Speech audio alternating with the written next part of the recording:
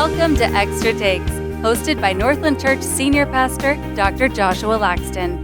Join us each week as Pastor Josh reveals the rest of the story behind his sermons. We'll discuss how those who follow Christ can live out a biblical vision for the church in our world today. Well, hello, Northland family and friends. Welcome to another episode of Extra Takes. I'm your co-host, PJ, along with MS, Matt Shiles. We have no longer anybody in between us. So, hey. That was a lot of fun last week. That was a lot of fun. Yeah. Sometimes it's funny to see whatever the still image it is that is on YouTube, and the still image was everybody's like laughing. So I don't know what happened. But there's a lot of times my still images, I'm like, can we not find another still image? I mean, I would really love it. But. So that one apparently was just like auto-generated, and they'll give a suggestion. And I like that one so much that I said, Steve, no, don't change it. That one looks good. Oh, okay. So you comment on it. Not all the time. It just happened. No, nothing official. I said, all right. I said, no, that one looks good. I thought that was a good illustration of what our conversation looked like. Yeah. Yeah. It was fun. I love Sherry and Kevin. It was one of the most watched on our YouTube page in a while. Huh. Like just after a week. Over 200 watches just nice. In a week, so I know that'll climb. Absolutely. And I sent that one to them as well so they could see it. Okay. Yeah. Very cool. Yeah. That was good. So let's dig into this week. We are still in this series. Yeah, we still got several weeks. We're like halfway through. What we got? Right. 4 more? Something like that. Yeah. So this is How to Lose Your Family in 10 Easy Ways. And this week was Drift into Coexistence. Cultivate oneness is what we're after. And this is Genesis 3, 1 through 7. At some point in the life of this church, we're going to graduate out of Genesis 1, 2, and 3. Well, you never graduate. What are you talking about? Graduate out you of never it. Graduate. We'll get past it. We'll be done learning about it. Yeah. But this is what I'm saying. There's so much truth there to unearth. Because I preached Genesis 3, 1 through 7 on Easter. Yeah. Or no, right before Easter. So right before Easter I did, and because I preached on them being covered for Easter. Oh, yeah. Yeah. Gosh. But it wasn't this. I can promise you that. It wasn't. No. So, So this is September 27th and 28th. You don't like me talking about us graduating out of Genesis. No. You always go back to Genesis. One day. So the overview, we looked at an introduction. You talked about you being a lake person. Mm-hmm. We did the negative and positive principles. So the negative principle was if you want to lose your marriage or your family, drift into coexistence. And this is the idea of living as convenient roommates rather than covenantal teammates. The positive principle was if you want to build a healthy, vibrant family and marriage, defend and deepen the oneness with God and one another. So you had a part 1 and part 2. Part 1 was all about attacking and drifting. Part 2 was defending and deepening. So part 1, you really laid out for us how Satan attacks the marriage to God and to one another. And you said we have to realize the oldest war strategy for Satan is to attack the marriage and the family. So we went through God's authority, God's goodness, the contradiction, and the idolatrous elevation. Then you laid out these signs of drifting from God and drifting from one another. And then we got into the part 2, defending and deepening. So defending and deepening oneness with God, and you gave us a list.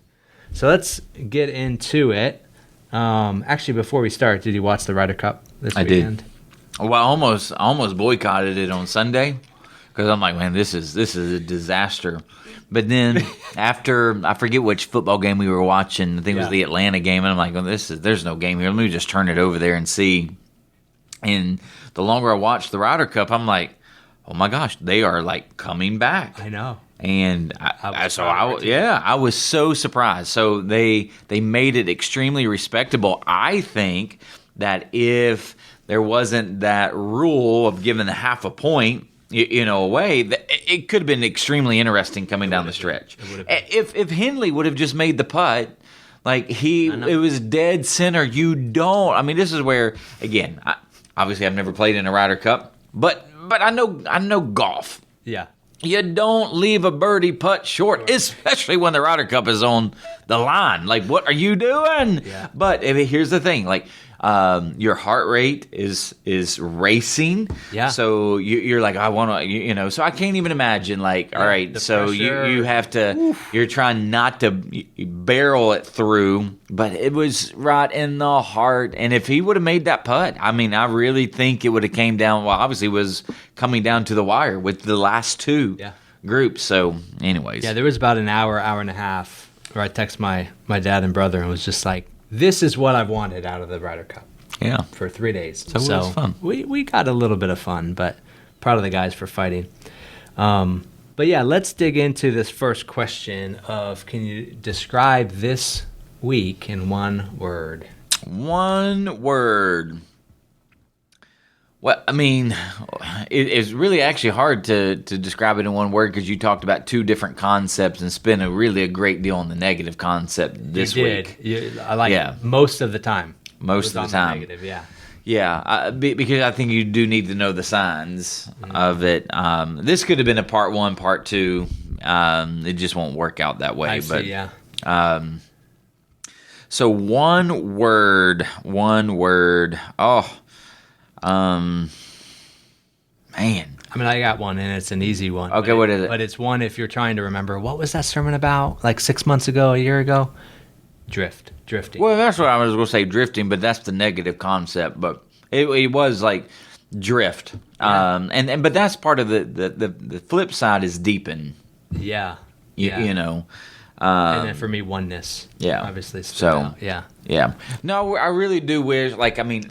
And not that I needed to spend too much longer. I wish I had probably another, maybe at least 10 minutes to expound on some of the ways that we defend and deepen. But I thought it was. And now at the 11 o'clock, I actually went through it pretty quickly. You did. Okay. And so that's why we posted the 9 o'clock, because I actually showed the images of the armor of God. Okay. So I was wondering that because I watched the 9 and then I rewatched the 9 this morning. Yeah. And I was like, did he say that the same way at the 11? No. Okay. Didn't. So how about a big takeaway for you this week? Ooh, a big takeaway. Well, gosh. I think there was. Oh well. Okay. One, if Satan succeeds in this temptation, even Adam will coexist with God rather than be subservient to him. Like that's a big takeaway, because when you do look at Satan, right now he is coexisting. God's allowing him to live and move, still even under his jurisdiction, but it's this coexistence. He's not connected. He's not intimate. He's not, and the whole idea is that he's not subservient. And like if you want to drift, that's where you ultimately get to. Yeah. And there are so many people that coexist with God, they're just not connected and intimate with him. And so, and that's part of it. And then the big idea too from that is, all right, and again, this applies even with marriages that don't even believe in God. If you drift from your center, you will drift from your spouse. So whatever it was that brought you together. Now, again, this is why this series is so important, is that there is this building on one another that I can't go back. There's a lot because you look at, well, criticize your mate. Well, this really, I mean, this wasn't really about criticizing. So if you want to lose your family, you criticize, but there's a lot more here than center, have a changing center. Well, this probably would be a message that would at least collaborate and in some sense be a close second to that. Sure, yeah. But if you're paying attention, I'm just walking through the Genesis narrative. Right. Of marriage and family, right. Even next week, and then the week after, like I'm showing how when you really unpack what you see in Genesis 1, 2, 3, there is no reason why we shouldn't be applying it specifically to the family, given the fact this was God's first marriage, God's first family that He worked with, right? So, that was the kind of the big takeaway is Satan coexist, and really the differing or the differentiation is he's just not subservient, and that's where if you're not subservient to God, then again at some point, if God's the one who brought you together, then you're and you find yourself drifting from God and being coexistent with Him, you will just naturally find yourself coexisting with your spouse, unless there is a center that is holding you together, and that center could be kids, that center could be finances, but will you actually deepen the oneness that you were made for? So, yeah, that principle was the one I was going to say too. And really that idea of whatever it is that brought you together, if you find yourself drifting from that, you will be drifting from your spouse. And just that was a reminder again of how important it is to have that center. And then even just that connection of, I think what I wasn't expecting was, I was expecting a message that was much more focused on, our relationships with our spouse, and I came out of it, having such a deeper appreciation of our relationship with the Lord and how important that is to then our relationship with our spouse, right? Well, and that's part of where, like, if you have, and I've shared this with couples that I've done their premarital counseling, if you both focus on deepening your walk with the Lord, you are by nature going to deepen your walk with one another, because you're deepening it in the center of your marriage. So it did naturally lend itself, this particular message, to really dive deep into one's relationship with God, which is why I found myself preaching the first part. Like preaching. Like, y'all all right? So, because I'm telling you, there's just a lot of people that even go to church that we were explaining their basically relationship with God in the negative. Yeah, it's so very important, and even what you just said, it can feel a bit counterintuitive. I want to, how do I work on our relationship with each other? Well, focusing on your relationship with the Lord. Wait, you want me to focus on something else? Feels that counterintuitive. Obviously, we know, right? The closer and deeper relationship we have with the Lord, like that is an obvious thing, right? But knowing one thing and knowing something, with your head and your heart, and then the actions are totally different. Two separate things. Yeah. So let's move on to God's authority. So this is the first way that you had Satan attacking the marriage. You said to question God's authority is to begin to drift into uncertainty. That was interesting how you pointed out you will begin to search for that which is certain. I think that describes so much of our culture today, right? Well, it does. Search for truth. We're just uncertain. Why do you think people are like, what's his name, Kirk Russell and Goldie Hawn? Why do you think they drifted away from marriage and they've been together for 30-something years? Like, we don't need that. Mm. But we're certain that we love each other. Mm. We're uncertain as to why people get married. Okay, so what did they? So they didn't think that you needed a marriage ceremony or marriage license to actually be married. So they were really uncertain about that. But here's what they were certain of: hey, we love each other. Okay, so that's but that's part of where, if you're uncertain, you're going to really search for certainty. And what we're finding in our culture is that on these big questions like purpose and meaning, and like we just don't know, which it might be one of the reasons why Gen Z and younger millennials are so apt to go back to church. I read an article this past week where they're the generation that is leading the pack for church attendance right now. Yeah. So could it be that, well, the culture has not given us any certainty. They have not given us any certainty on gender. They have not given us any certainty on sexuality. They've not given us any certainty on meaning and purpose in life. Like, let's just kind of go back to, at least historically, in the spiritual angst and the spiritual hunger that we have. Well, let's just go back to church.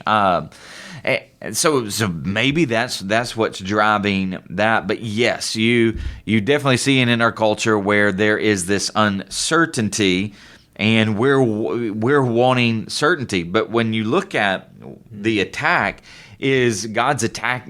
God's structure and order is under attack, and His words are under attack. Yeah. Well, I mean, that's I remember. I forget. I think it was. I know it was last year.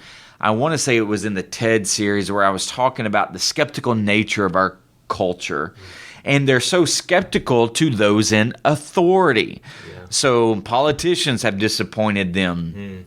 You have the news media has disappointed them. You have probably their parents have, and then clergy is at this all-time low. Like 37% of people actually trust the clergy. Yeah. So there's this uncertainty of authority. So when you look at the authoritative structures, even in society, okay, the most basic authority structure is the dad and mom. Family. Okay, yeah. So if we have now these children that grow up rebelling against the authority of their mom and dad, oh my gosh, they're bound to disobey the authority, which is why in a lot of these school systems, because they don't have respect for their parents, they surely won't have respect for the teachers and the administrators, and so it really is this snowball effect. And so when God is building a society, He's actually going to start with, because we even did this.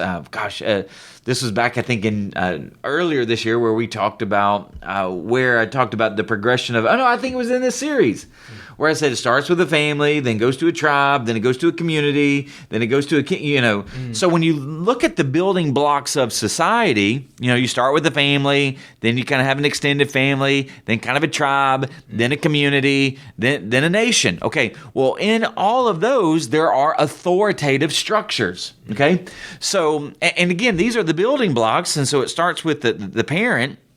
The parents.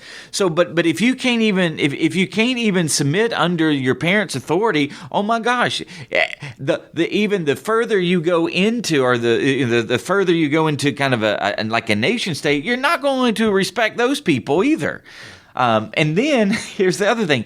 If you have parents that are derelict in their duty of what it means to raise a family, do you think you're going to have leaders that actually are responsible and lead in a nation? The answer is no, you won't. So they really do all correspond and correlate to one another. Man, I think about that quite often, parenting my girls. Of wanting to give them an example in which, the way that Kaylee and I are leading them, that they will then want to joyfully submit under the authority of the Lord. It's on my mind quite often. So let's look at that second one under how Satan attacks. That is God's goodness. So you said Satan does not want us to see God as good. This is where you were preaching quite a bit. And you said we do not deserve, as sinful human beings, breath, sunrises, anything good in our life. Man, you went after it. You said if we have experienced anything except that, we have experienced God's goodness. It was interesting the way you positioned that, because you were preaching, but then that last line was really an apologetic of how we point to God's goodness, the opportunity for us to really look hard at our lives and then point out into others' lives. Like, if we're calling into question God's goodness, like, we have so many things throughout our life to just point to. as him being good? Well, because we've bought into the spirit of our culture where we are entitled to whatever we want in our life, and that we think we're good, which is part of the reason why, like, I get so upset at the moral smugness of many Christians. Like, I mean, even in politics, there can be this kind of conservative evangelical that in some sense rails against what they would perceive as liberals. And I'm thinking, do you not realize who you are?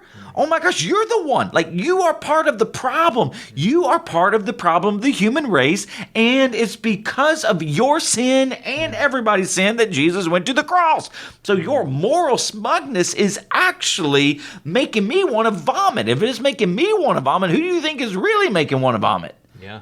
You know, and because we feel like we're so, like, and this is where the parable of the prodigal son. Okay, so you have kind of the liberal anti-God type of person that spits in God's face and says, I wish you were dead and I want to go live however I want to. Yeah. But then you got the self-righteous older brother that sit there that's not even connected to the heart of the father, that actually leaves the house too once the father and the younger son reconciles. So both of them had the father running out of the house for them. And it's kind of like, no, you don't understand your own sin.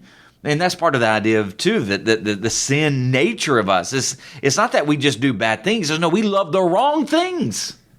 Yeah, the prodigal son is such a great example of that. It's such a great example. And so that's part of where, like, and so I had somebody ask a really good question afterwards. Probably, I don't even know if they were a believer, maybe a young believer, new to Northland.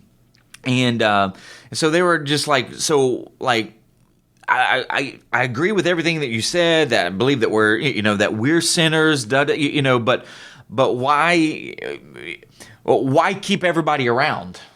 Like, so why does God allow people to still live? And I'm like, well, that's his goodness. That's his goodness at work. That's his grace at work, because that's what I was trying to get at, is that because we are evil, because we're wicked and unrighteous, because Adam and Eve, like you shall certainly die, like, should have taken them out. See, in Satan's mind, that's what I think, probably was going through. Well, hey, listen, I didn't get a second chance. He immediately kicked me out and had nothing, and like, I was done. So if I can get them to do what I did, I'm going to ruin his plans. Yeah. He just didn't factor in the grace, the mercy, the redeeming love of God. Okay, right. So, and this is part of where, like, and this is where you tell the whole story of God and the fact that He leaves the human race for a time that, yes, that we are directed at His wrath. Because of our sin, but because of His great love for us, because He is rich in mercy, according to Ephesians 2, we actually have the opportunity of redemption, which is huge. That's where, again, like, the goodness, grace, and mercy of God. But there are so many, and this is where, if you want to drift from God, just start thinking that you're good. And then when you start thinking that you're good, and you start thinking that you're entitled because of your goodness, because we live in, you're a moral person, or we live in a moral nation, that we deserve, in some sense, this kind of, good, comfortable environment, then you're going to start finding yourself discontent and dissatisfied with what you perceive is God's lack of goodness. Yeah. And that's part of where, like, that's just not what the Bible teaches. Yeah. So that's why we have a culture today that has conditioned us to actually see God not as good. Well, that really connects to that next point of contradictions. Yeah. And you had a whole list here, but one of them you said God doesn't want you to be happy. No, God wants you to be holy. That kind of hurt my feelings. Yeah. He doesn't want me to be happy. Yeah. You can get over it. But and so what's the difference? Well, you have happiness and holiness. Well, so obviously, I believe when an American talks about being happy, they talk about, hey, they want their convenience, they want their comfort, they want kind of just everything that really they like, they love. I want the Dallas Cowboys to win, not just tie. I want to be happy. I woke up and go, oh my gosh, is that tie? I hate ties. I mean, this isn't soccer. I know, So, anyways, but that's the happiness. The holiness is being distinct. Holiness is sometimes doing things that you would rather not do, but you do because you love. And so that's holy. But here's the thing that I actually believe about holiness. Is because holiness is representing and reflecting God. Holiness actually leads to wholesomeness, meaning that you are complete, you are full, you are satisfied, which is the reason why I believe that when we pursue holiness, it doesn't mean that we will always be happy and have everything that we could ever want. It just means that we have everything that we would ever need and we're content. And so that's part of where holiness leads to wholesomeness, that actually leads to deep satisfaction, that regardless, and this is where Paul could say in Philippians, I've learned to be content in all things. So when I've had a lot, I was content. When I had a little, I was content. I can do all things through Christ that gives me strength. Why? Because he found his wholesomeness in actually the holiness of God. So that's the difference between happy and holy. This holiness leads to wholesomeness, this deep satisfaction. Is that shalom, flourishing? Yeah, so that's where you could you carry that on to its progression is, the holiness, the distinction of God, and the wholesomeness actually leads to the total functionality and flourishing of what God intended his creation to be. So again, you can look at you as a creation because you are. So if I'm holy and I'm reflecting and representing the holiness of God well, I'm going to be whole. And in my wholeness, I'm going to find total functionality and total flourishing. And I'm going to have that deep satisfaction and that fulfillment. When I become unholy, and I'm driven by my desires, in which we see with, even Adam, I see the forbidden, I long for the forbidden, I grab the forbidden, I consume the forbidden, then that's unholiness. You're no longer representing and reflecting the holiness of God. You have now become unholy, and there's this now unholiness that is unraveling the goodness, the wholesomeness, and thus the functionality and flourishing that God had intended. So that's where unholy unravels. Holy leads to wholesome. Yeah, that's great. So let's look at that next one, idolatrous elevation. This one was a bit surprising to hear you say. You said Satan doesn't care if you believe in God. No, it's even good for him. What do you mean by that? Well, I mean, congratulations, you believe in God. Why is it good for him? Well, I mean, we're not good for. Well, I mean, you can say Satan's saying it's good for them. Hey, believe in God. That's fine. I believe in Him too. Good job. Way to go. You've cracked the code in the universe. Way to go. I mean, so that's where I'm like, Satan's like, okay, I have no problem with that. So if you've ever read the Screw Tape Letters by C.S. Lewis, he's not trying, the whole idea of the demonic world is not trying to get you to disbelieve in God. It's just trying to get you to coexist with Him. Go to church. Just don't learn anything. Keep you distracted. Yeah. So that's what, and that's such a huge point, because even if you look at, even if you still look at American culture, we're still in a percentage-wise, over 80, I think 82%, 84% of people believe in God. Well, congratulations. Somebody believe, you believe in the higher power. So there are less people that disbelieve that God exists, way less. I mean, they are a very small minority, particularly in American life. But yet, I mean, if you look at American culture, we definitely don't live like God actually exist. Yeah. So that's why people talk about Christian atheism, is that we believe that we believe that God's there. We just don't live as if God's there. That's what Satan's trying to get you to do, is believe God, but just be in some sense a Christian atheist is like a shocking term. Yeah. That's it. Well, and you follow that up by saying, Satan doesn't care if you believe in God. He's trying to get Eve to elevate herself to equality with God. And that's what American life has done, is that life, liberty, and the pursuit of happiness. As long as my life and my liberty and my pursuit of happiness, as long as that's being met, man, God and country, baby. God and country. What's shocking about that is, what's shocking to hear, I agree with what you're saying, but I have often said, there's two types of religions, and what separates Christianity from all other religions is that every religion is trying to reach up to God.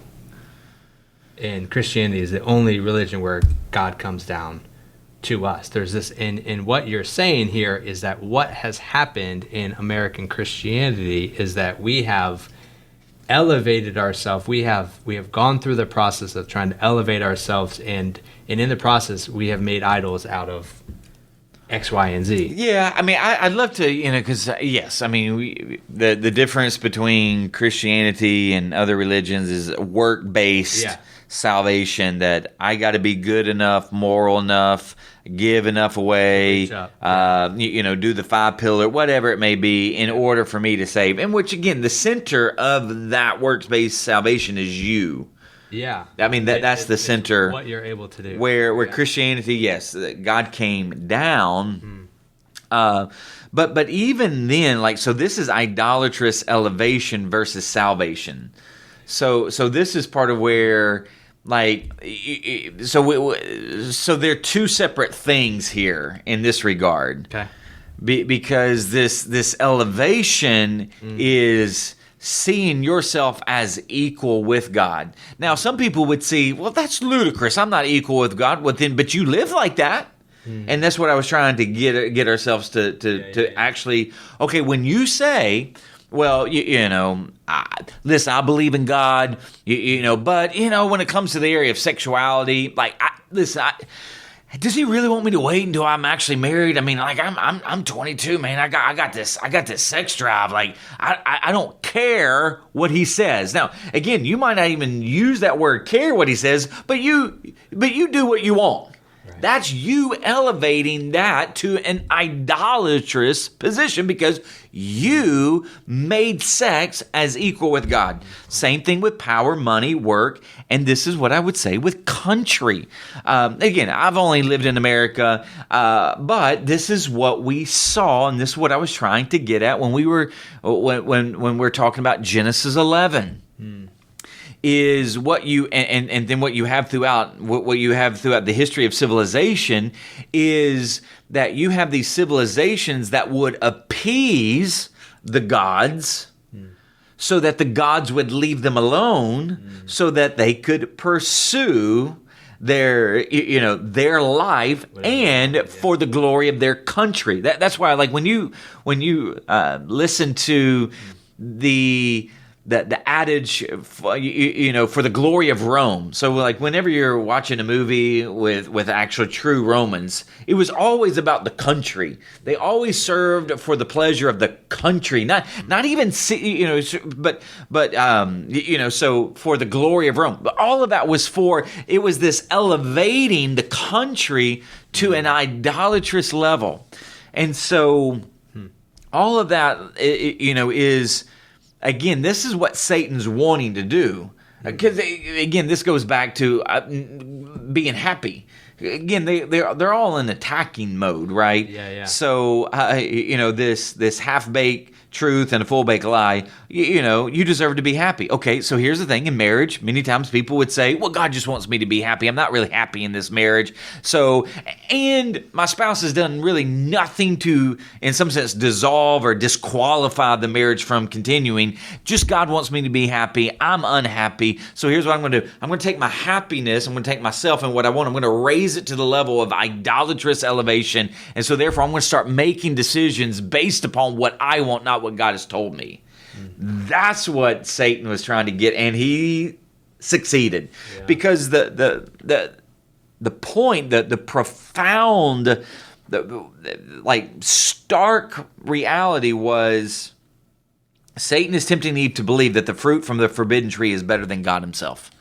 And this goes back to even the first message that I talked about, is that if you're looking for your spouse to actually meet all of your needs and make you happy and make you whole, you're putting God status on them.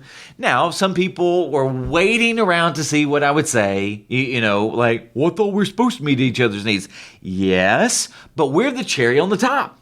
We're the whipped cream. We're the cherry on the top. Like, if we can find, and if we can understand, and if we can not only understand, but embrace the fact that God is better than life, that God fully satisfies, God fully fulfills, that there's nothing more beautiful and radiant and glorious than God. Like, that's the best starting point for any kind of satisfaction in your life and any kind of satisfaction in your marriage.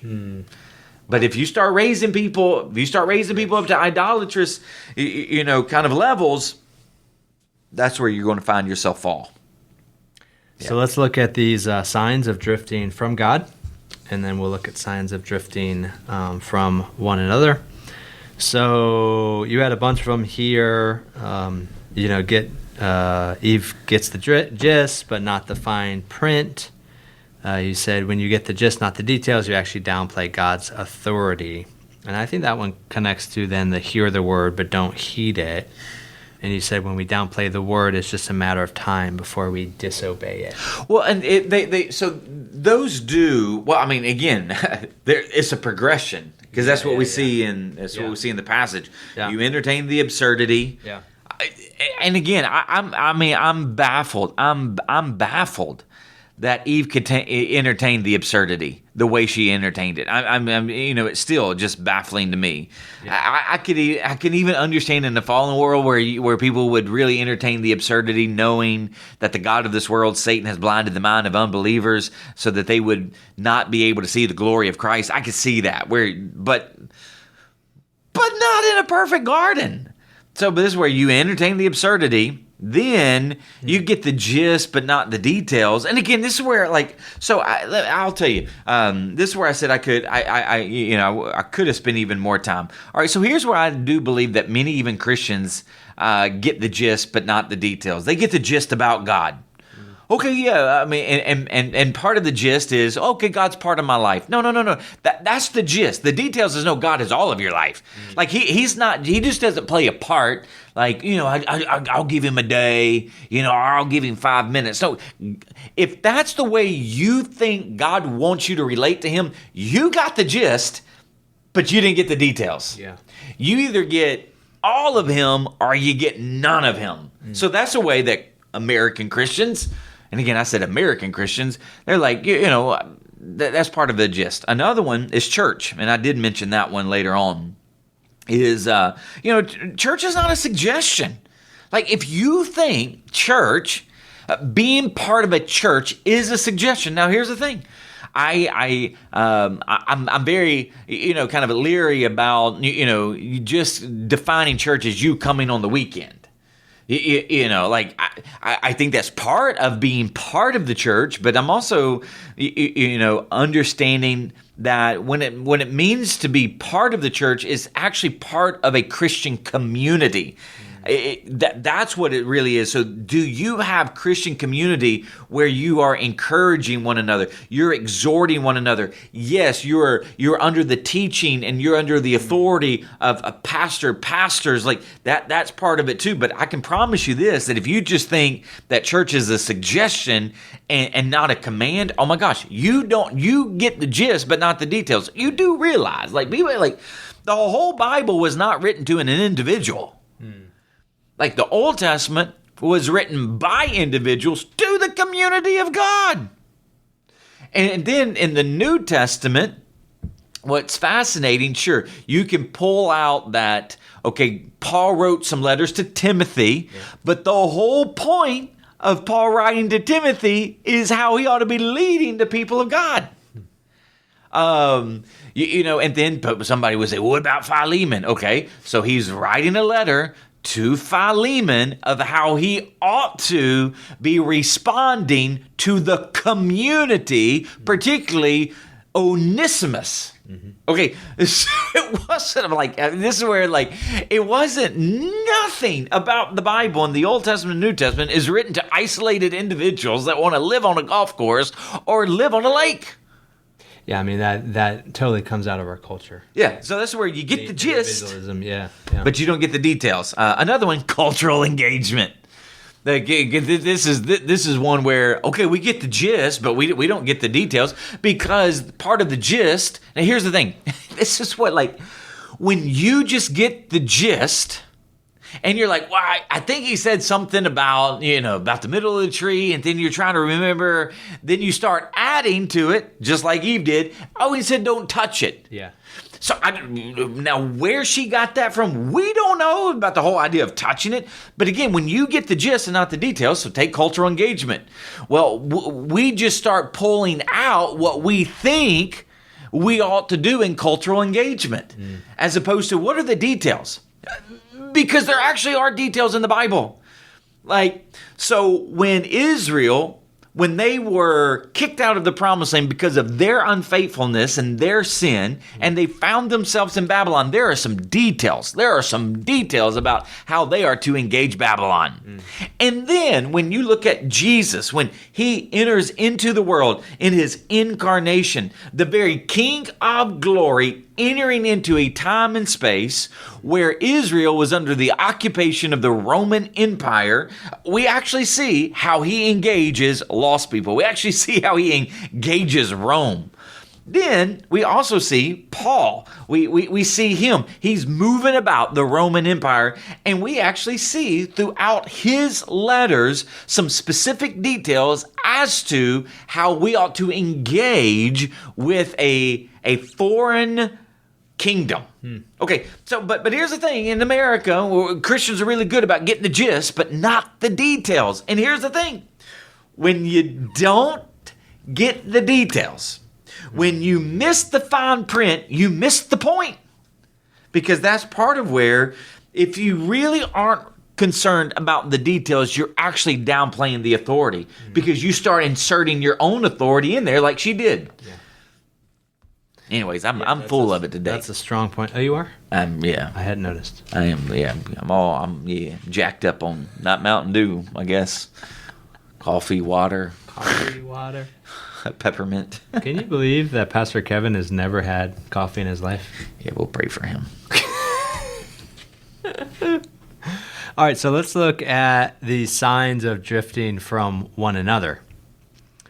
There was a couple here. The one I want to highlight is fail to fight for the heart of your spouse.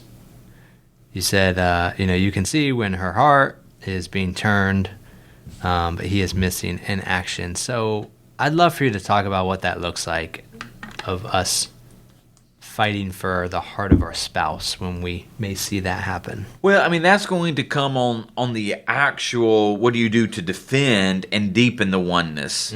But this is where, again, I didn't want to, see, when I was trying to think about what's the best way to put this together, I needed to leave them isolated from one another. Because I wanted people just to hear, fail to fight. Like, so, for the heart of your spouse, because he is missing in action. Right. And the crazy part is he's there. He's there, but he's missing in action. Yeah. So while Eve's heart is being turned, he is, when I say nowhere to be found in that moment. So I can talk about what does it look like to fight. And so this is part of where I would actually say, beware of each other's burdens, intervene by interceding, and do life with one another. This is where you're actually going to fight for the heart of your spouse. So, so what's the correct word? Beware, but it's not bewaring, but be aware. Be aware. Yeah. So be aware of the burdens your spouse might be carrying. Because, like, Eve is having a tough day. She might not, here's the thing, she might not even know that she's having a tough day, but if there was a perceptive husband, if Adam was a perceptive husband and he was listening, he'd be like, what's going on with my wife? Like, so this is part of the yeah, I can't even say it. Being aware. There you go. Being aware of each other's burdens. Bewaring. There we go. That's a good word. I like that. But so this is part of where looking at their facial, like, so when I say emotional outbursts, so when we talk about, and I've talked about it in another sermon, when there's these generalizations, you never take out the trash. Okay, that is your spouse actually giving you a stress signal. Yeah. Something's going on there. Right. So instead of fighting, well, yeah, I do take out the trash. Like last Tuesday I did. Like what you're doing is you're feeding the already stressed heart. And you're adding more stress. So that's part of, you have to be aware of the burdens they might be actually carrying. And then this is part of where, and I know like this is so, when I say this is so hard, I can't remember what message it was, but I ended the message, and I will do this again. So you can have both spouses fight for their needs, and you will see that marriage fracture. You can have one spouse die to themselves and the other person receive the other person's dying to their self, and you will eventually get a frustrated marriage. Yeah. Or if both spouses die to themselves so that they can live for one another, you'll have a flourishing marriage. This is part of where, when I say be aware of each other's burdens. So this is part of where there's going to be days that your wife is going to be stressed and there's going to be this heaviness. You got to be aware. And then there are days where your husband, he's going to come in and maybe he's even, quieter than normal. Maybe you see it. Maybe he's had this emotional outburst with the kids. And if you're like, don't talk to the kids that way. Well, hang on, you might want to pull him aside and go, hey, babe, I can tell like something's going on. Hey, I'm here. You want to share more about it? Like this is part of where you're fighting for the heart as opposed to fighting the heart. Yeah. And then that's the intervene by interceding. Okay. So Eve, and again, this is part of where you need to be able to discern the intervention that is needed at that moment, because it might not be where they're ready for you to pray with them. Maybe they are. But here's the thing that you could be doing. You could be praying for them. You could be praying over them. So and again, there's actually a myriad of ways your spouse's heart can be under attack. So one, something personal is going on with them. So it might be the way they're feeling about themselves. Okay, so a lot of ladies have self-esteem issues, and so their heart. And I'm not saying that guys don't, but women tend to carry that more. What they feel, when they look at themselves in the mirror, or what they really feel about themselves. And so they might be dealing with something personal. I know men, the older that they get, there's some things that might be going on with them, which is why they call it a midlife crisis. But something at work, maybe something's going on at work with a coworker, maybe with their boss, or maybe they're just not feeling as significant as they once did with their work, and so they're wearing that. Something with the children. Maybe as the children are aging, maybe the children aren't given the mom the attention that the mom has been at least accustomed to, and she's struggling with that. That maybe the dad isn't feeling as doted on by the kids, like because they gravitate towards mom, and so maybe that's affecting their heart some. Something with their parents, because here's the thing. Again, we talked about this the other week about leaving baggage, but a lot of that baggage brought in, and so maybe the parents of your spouse is actually putting pressure on them that you don't know about. And so they feel torn, so their heart can be under attack that way. Something with the doctor, maybe they've been diagnosed with something, and so maybe verbally they're saying, "Oh, I'm fine," but no, it's weighing on them. So there are a myriad of ways that your spouse's heart can be under attack, which is part of that intervening through interceding. Yeah. Like you got to be aware. You got to be aware of the burdens. But then it's not just enough to be aware. You got to then figure out what is the way to discern managing those burdens. And one of the greatest ways that you can do that is through interceding. Because when we pray and intercede for our spouse, it strengthens our marital bond. It deepens our love for one another. And it fosters spiritual growth by uniting us both in faith and inviting God into our marriage. And then the idea of doing life with one another. So again, I really do feel like these three things feed off of fighting for the heart. Because when you do life with one another and not just go through life with one another, you actually know the heart. Yeah. But that's where when I think about doing life with one another, because I mentioned just how sometimes Joni's like, why are you checking your phone? What's more important than me? And there's nothing.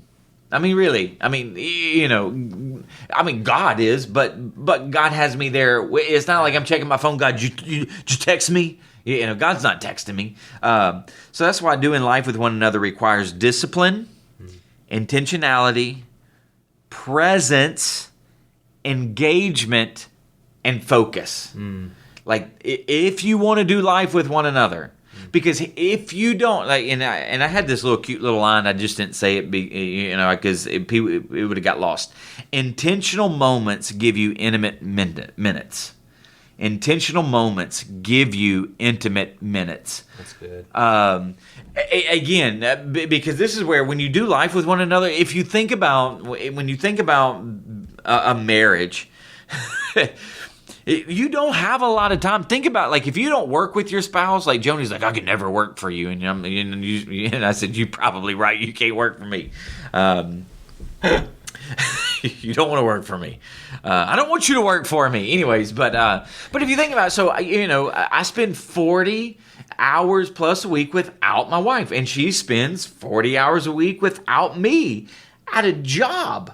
Okay. And then you're sleeping. I'm getting my 7.5 hours, 8 hours of sleep every night. So, so when you add that's another, 8 hours times 7 is, I'm not really good at math. I know 8 times 5 is 40, right?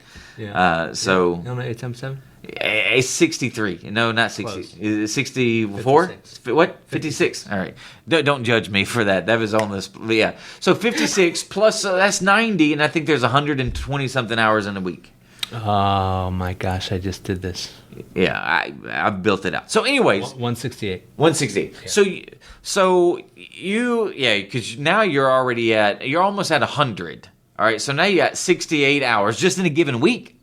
All right, so you got 60 hours in given week. So when you start breaking it down, that's why if you do not carve out intentional moments, you won't get those intimate minutes.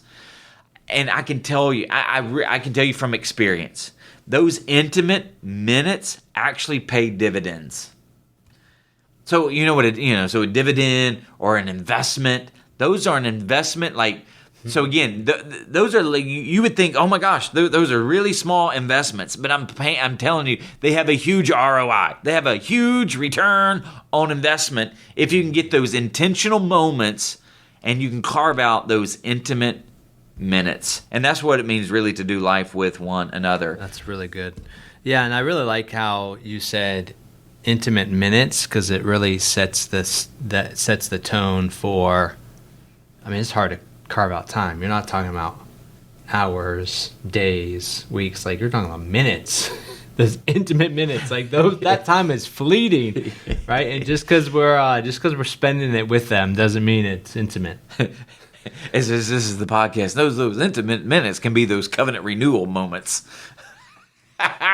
You went there. I went there. Wait, but it's not the only thing. But that's where I'm like, you all. I mean, like, that's part of where you ought to be intimate with one another. But I'm really talking about doing life with one another, right?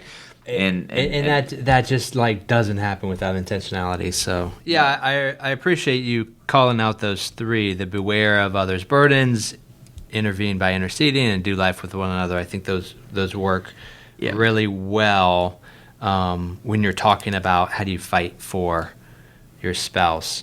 Yeah. So that really, that dug into that last point, the defending and deepening the oneness. Anything else you want to touch on before we? Clearly the awareness and the alertness and the armor of God, that's really defending and deepening your oneness with the Lord. But when you defend and deepen your oneness with the Lord, it is actually going to help you deepen and defend your oneness with one another, because now you're going to be aware. Yeah. Now you're going to intervene. Now you're doing life with one another, and you're making decisions together. But here's what I would actually say in all of those. You can actually apply those to the Lord. Now, the Lord doesn't have burdens, but the Lord is aware of your burdens. Cast your burdens on Him before He cares for you. That's what Peter talks about. That the Lord Himself, He's sitting up there at the right hand of God, interceding on our behalf. He wants to do life. He wants to walk with us and talk with us. That's what I love about the old hymn, I come to the garden alone while the dew is still on the roses. And He walks with me, and He talks with me, and He tells me I'm His own. So the Lord's doing that, making decisions together. This is where I would just say even the small decisions. Ask the Lord, hey, is this the wise decision? Is this the best decision? Yeah. So this is part of the defending and the deepening of the oneness with the Lord and with one another. Because and that's why I shared the story of Joni and I. If you're not careful, I know from firsthand experience, after 11 years of being married and in ministry, you can find yourself drifting into coexistence. Without realizing it. Without even realizing it. But it was so true. It was so true. And here's the thing. I had so neglected the heart of my wife, and I didn't even know it. And so this is part of where I got the tools in 2014, not to be perfect, but to understand and discern how to actually cultivate and deepen oneness. And I'm going to see, even 11 years later, it's extremely tough. I mean, it's extremely tough because life, there's busyness, there's stress. We got kids, and they're older now, but still in the house, but extremely active. Leading a church, and having aging parents. And I mean, it's just a lot. And trying to manage a household, caring for a house, and with two working people, me and my wife, and who does the dishes, how do we take care of the lawn, who's doing the laundry, who's cleaning the house, there's so much. And again, if you're not careful, you can just drift into coexistence. So that's one of the things that I would also say too about roles and responsibilities. Again, those roles are not detailed oriented. So those roles, it's not it's not necessarily the wife's responsibilities, and unless y'all have talked through them, for her to always do the household management of items, do the dishes, put up the dishes, do the laundry, fold the laundry, clean the house, mop the floor, that's what we would call a social construct. Okay, so in a traditional American mindset, that has in some sense been ascribed to the woman. That's not necessarily biblical, where you're like, hey, the Bible says the woman ought to clean the house. No, that's not that. No. If you really want the biblical notion of of whose job it is to actually, care for the home and to do the chores, it's the kids. Like, the more kids you had, the wealthier your home was, because they were able to do more to actually care for the home. Anyways, nevertheless, I digress. But how's that working for us? Yeah, exactly. Like, that's a good place to. But that's where I just want to say, though, in terms of know your role, do your role, is that's part of your making those decisions together. Yeah. Who's going to do this? Who's going to do this? Who's going to do the finances? Yeah. What's the budget? Who's going to keep the budget? Who's going to, in some sense, manage the budget? Yeah. Those are all things that aren't necessarily, when I say prescribed in the Bible, that the husband does this, the woman does that. That's where know your roles, do your roles. Again, in the general sense, but then that's where making decisions together actually is feeding into deepening and defending that oneness. I'm telling you, I didn't know I was going to go there, but I didn't have time to actually, that's something that I would love to have gone deeper in. And that's where you could actually go deeper into it in a conference way. But we have a podcast. So that's gold there, man. That's gold. You need to mine this podcast for some golden nuggets. Mine it. That's it. Well, Northland family and friends, thank you so much for tuning in to another episode of Extra Takes. Until next week, blessings. Thanks for listening to Extra Takes. Be sure to follow us on Spotify and Apple Podcasts so you won't miss a single episode.